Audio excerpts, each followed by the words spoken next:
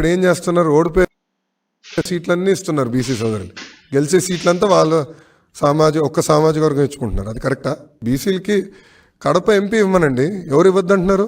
గెలిచే సీటు కదా, guarantee gun shot seat కదా, సొంత బంధువు కాదని ఇవ్వమనండి, అప్పుడు ఒప్పుకుంటా. ఓకే, గెలిచే సీటు ఉంది కదా పులివెందల, అది ఇవ్వమనండి. అరే ఓడిపోయే సీట్లు బీసీ సోదరులకి ఇచ్చి మేదో న్యాయం చేస్తున్నాం, పొడిచేస్తున్నాం అంటే. అందుకే తెలుగుదేశం పార్టీ జై హో బీసీ పేరిట ఒక ప్రోగ్రాం పెట్టుకున్నామని నిర్ణయించుకున్నాం. ఒక సభ పెట్టుకుని బీసీ సోదరులకి ఒక ప్రత్యేకంగా మేనిఫెస్టో కూడా విడుదల చేయాలని తెలుగుదేశం పార్టీ నిర్ణయించింది.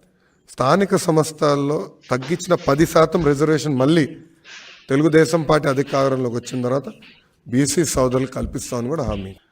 నేనేం చెప్పాను, ఏ అధికారులైతే చట్టాన్ని ఉల్లంఘించి మా కార్యకర్తల్ని నాయకుల్ని ఇబ్బంది పెట్టారో వాళ్ళ పేరు నేను రాసుకున్నాను. నంబర్ 1, వాళ్ళపైన రేపు జ్యుడిషియల్ ఎంక్వైరీ చేస్తాం, వాళ్ళని సర్వీస్ నుంచి డిస్మిస్ చేస్తాం, న్యాయబద్ధమైన చర్యలు తీసుకుంటాం. ఇది మేము చెప్పా.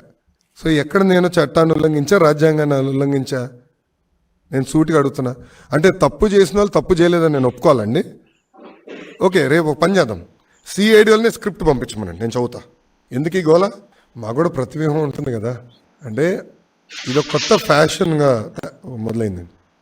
కరెక్ట్గా ఎన్నికల ముందల ప్రతిపక్ష పార్టీలపైన బురద చల్లుతాం, ఉంది లేనట్టు చూపిస్తాం, సినిమాలు వేస్తాం. హూ కిల్డ్ బాబాయ్ తీయచ్చు, కోడి కత్తి పైన తీయచ్చు, ప్యాలెస్లో జరుగుతున్న అవినీతి పైన తీయచ్చు, లేదంటే ప్యాలెస్ కుట్రల పైన తీయచ్చు. అది చేయకుండా లేనిది ఉన్నట్టు చూపిస్తే తప్పనిసరిగా మేము పోరాడతాం.